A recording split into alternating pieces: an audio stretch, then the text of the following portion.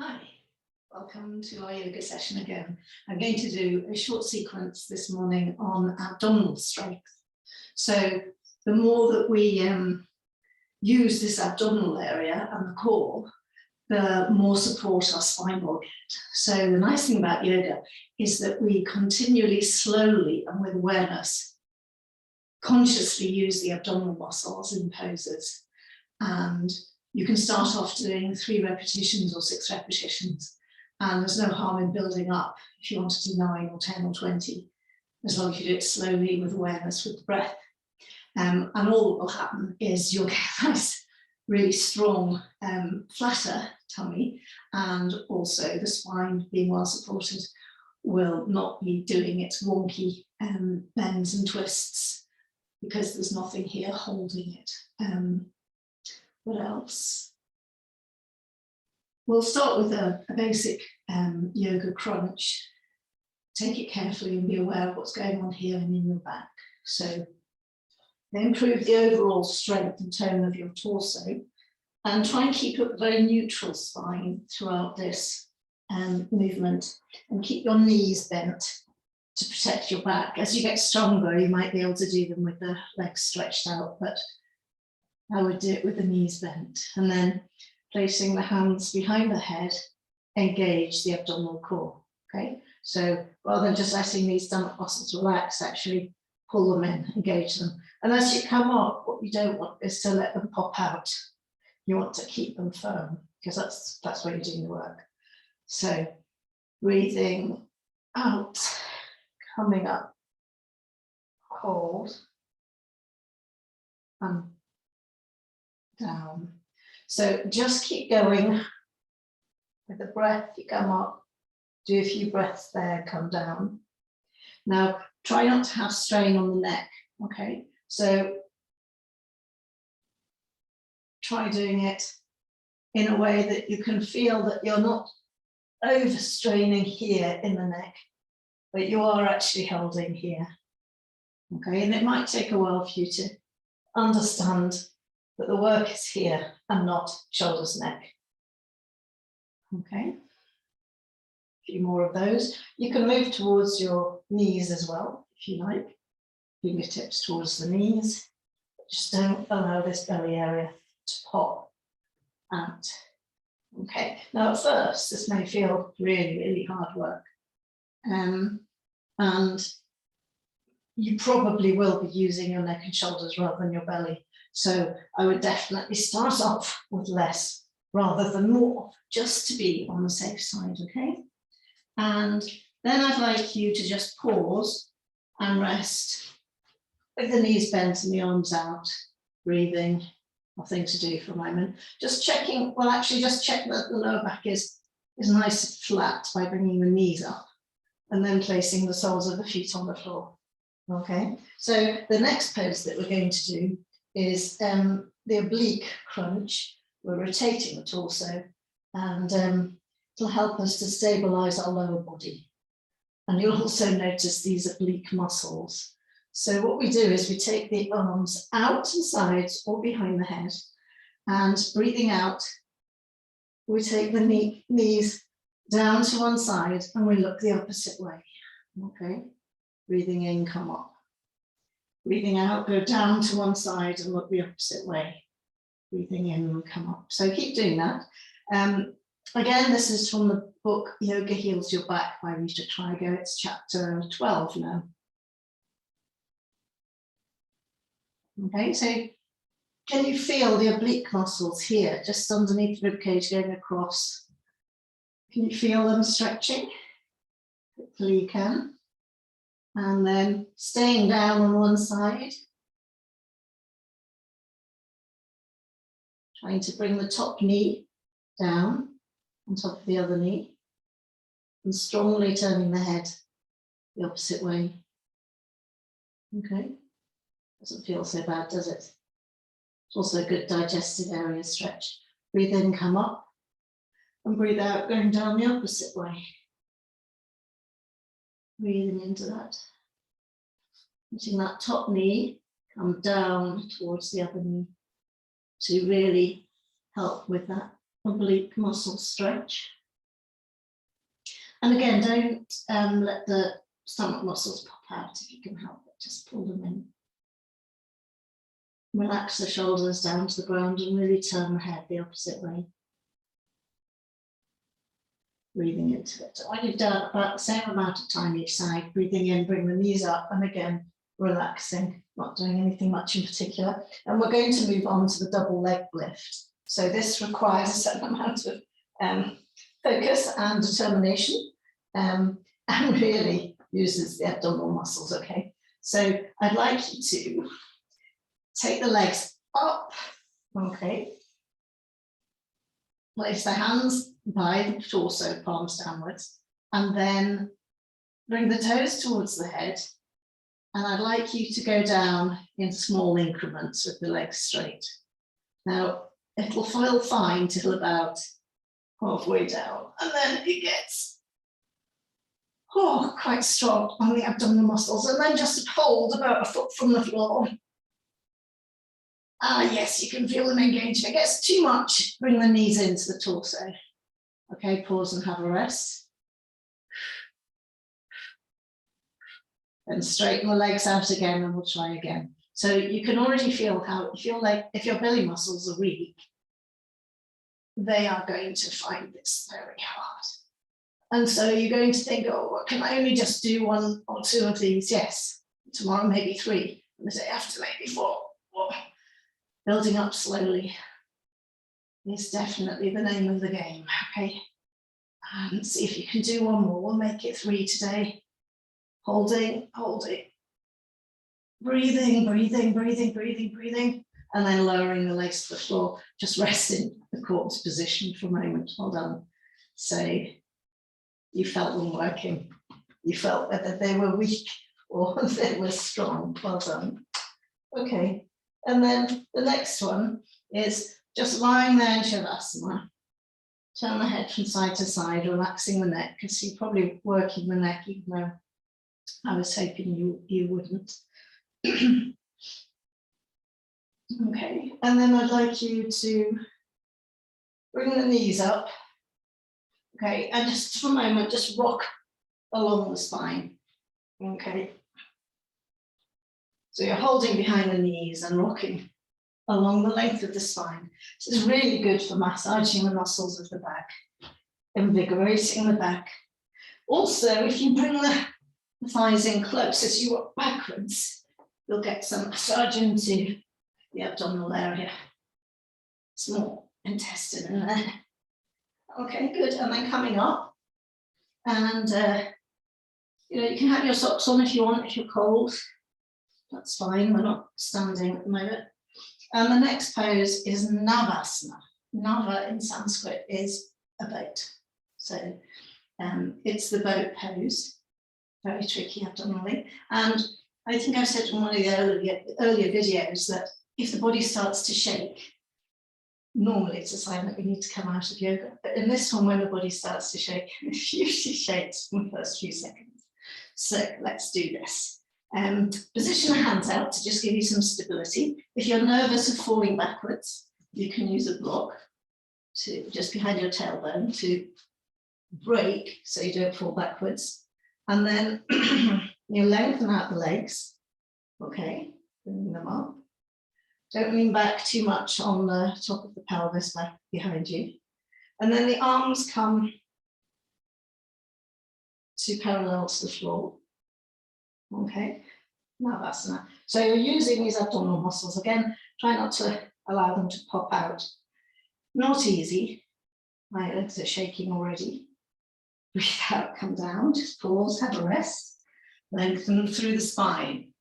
Do this curve action, watch, curve. Into more of a hammock shape in the spine, coming up. Curve, through, opposite. Back, the back bend in the spine. Wriggle the shoulders a little, okay? And you can hold that one, if you find it hard, for 3 to 5 breaths. You can do it quite short. As the stomach muscles get a bit stronger, you can obviously stay longer. So the next one that we'll do is the bridge pose, Setu Bandhasana. So I think I will take my socks off for this, because I just don't want my feet sliding around. So bringing the heels up towards the body. Let's do the subtle work first, where we tilt the pelvis away from us and towards us. Hardly see that movement. But using buttock muscles, thigh muscles, and some abdominal muscles to either slowly or a little bit faster rock the pelvis, just waking up the lower back, and then pause for a moment and take the awareness into the soles of the feet. Just check that they aren't out too wide, with the knees splaying out. They're about hip joint width apart, and they're coming up quite close into the torso. So with this pose, we want to lift the body up from the pelvis at the same time as we take the hands up and away behind us, back to the hands on the floor. And we'll do it nice and gently. First of all, on the out breath, just push the pelvis away from you as we were doing before, the rock away. Then breathing in, bring the pelvis towards you, lift, keep the thighs parallel, and take the arms behind you. Pause, breathe out, coming down, the spine going down vertebra by vertebra as the hands in sync come down, until eventually you rock the pelvis away and the palms of the hands are on the floor. And then roll towards you with the pelvis. Breathe in, push through the feet, evenly weight through the feet. Chin to chest, don't let the chin start to point to the ceiling. And then breathing out, coming down. Okay, so one of my favorite poses, really good for awakening the spine. And the common failings in this pose are the knees splaying outwards in opposite directions and the chin trying to point towards the ceiling. So we tuck the chin in when we're up, fully in the pose, and consciously keeping the thighs parallel. Oh, and the third easy fault is to put most of the weight through the heels rather than all through the sole of the foot. And then on the next one, just staying up. So breathing, checking chin to chest, thighs parallel, weight through the toes, heel ball of the foot evenly. If you get pressure on the front of the kneecap, you can move the toes outwards a little on that side and see if it eases it off a little. Right, now use abdominals and back muscles, and we'll lift the pelvis as though somebody had put a belt from the ceiling round underneath your pelvis, and they're pulling that pelvis up to the heavens. Breathing into it, relax the shoulders, relax the face. Tongue to the base of the mouth, you can close the eyes. And if that's too much, come down. Always come down when you're ready rather than waiting for me. And then breathing out, slowly, slowly releasing back, relaxing there. Nice relax interim pose after that one is to put the soles of the feet together, clasp the hands behind the head and rest in the lying down cobbler. Nothing to do for a moment. And if you feel that there is any extra tension around the lower back, you can rock from side to side on the pelvis, just feeling that gentle action. Okay, and then from there, so some of you may not wish to do the next one. From there, usually people go up into halasana, the plough, but it's quite a tricky pose. So I would recommend having a sofa or chair here, so that as you bring the legs up and over, you can rest the feet on something here behind you. You don't have to go all the way down to the floor. If you've got blocks, position a few stacks of blocks up, or a bolster, for example. So I'll just show you that in case you're thinking, oh, I don't know what Sarah's talking about. Something like this. Okay, a bolster, cushions, whatever. And then, see, that's where I'm going to reach, bringing the legs up, push with my hands, get the elbows up, and then the feet go over. So you can actually put the feet on the balls. And that way you're not going over too far. Chin is into the chest, but I wouldn't move the neck when you're in position. Don't start wriggling it from side to side if you think that's good. Okay. And if you're uncomfortable doing plow pose, try just doing a very gentle inverted pose like so. Obviously that would be the shoulder stand, but that can feel too difficult for quite a lot of people. You could do the pose of tranquility, where the legs go parallel to the floor. So just try those out for a moment, you know, working out what feels best for you. Some people find that the pose of tranquility is nice and relaxing. Other people much prefer to put the feet onto something or lower it down a little bit more. I wouldn't overstretch in this one, especially with the lower back. You don't want it to be too compromised. And if you are in pose of tranquility or the plow, you can have your hands reaching away from the head on the floor, palms downwards, if that feels comfortable. Okay, so inverted poses, they can feel a little bit stifling because the lungs are actually a little bit compressed. That's quite normal feeling.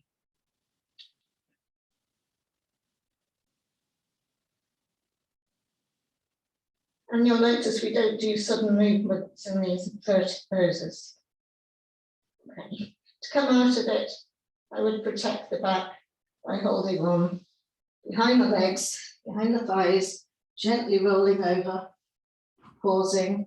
You can widen out the feet to the edge of your mat and just knock the knees together, okay? And just rest there comfortably for a minute, absorbing the benefits of the pose.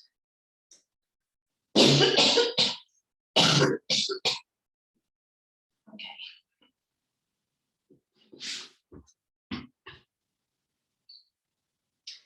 And then we'll do the fish pose, Salabhasana. Oh no, sorry, fish pose, Matsyendrasana. And we'll do the easy fish pose. So I would have the legs straight. Let me move along like that so you can see me better. Legs straight. And I place the hands underneath the back. Okay. And the elbows are sticking out, but when I go up, I want to tuck them under. So just have a look at me first. It looks like this, coming up onto the forearms and then reaching back. Okay. So that's easy fish pose. Okay. And then if you wanted to do a stronger fish pose, you tuck the hands palm downwards underneath the buttocks. Okay. And then push the crown of the head onto the floor. So at least the torso is in a fish pose. The full fish pose is quite complicated with the legs, so this is a good adaptation. When you're in this pose, can you see that you can push through your elbows? And you've got nice open front of the neck, the throat area, thyroid, and the parathyroid glands, nice and open and stretched, and a good back arch in the neck vertebra. And then to come out of it, gently, gently lift the head using your pressure through your elbows, relax in Shavasana. And there's nothing to do for a moment. So this fish pose is a wonderfully restorative pose. It strengthens the muscles of the upper back, shoulders. It helps to relieve asthma because it's opening the lungs and stress. It improves your vocal cords in here, digestion and posture, and it also energizes the mind. A lot of people avoid it because they think it's quite a tricky pose. But that's the end of the sequence, the abdominal strength sequence today, quite short, just under 20 minutes.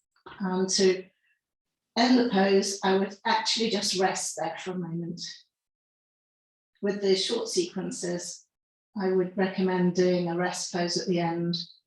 And at the beginning, maybe as you go to your mat, as you're getting ready and putting your nice comfortable clothing on, just doing a few stretches, warming up before we actually end up on the mat. So there's the beginning bit you can do yourselves and the end bit, which is the relaxation to absorb the benefits. What we don't really want is you to rush straight into the next thing, and the body, the cells of the body don't actually get time to absorb the benefits. Okay, you can stay there if you like, but that's the end of my teaching. Thank you.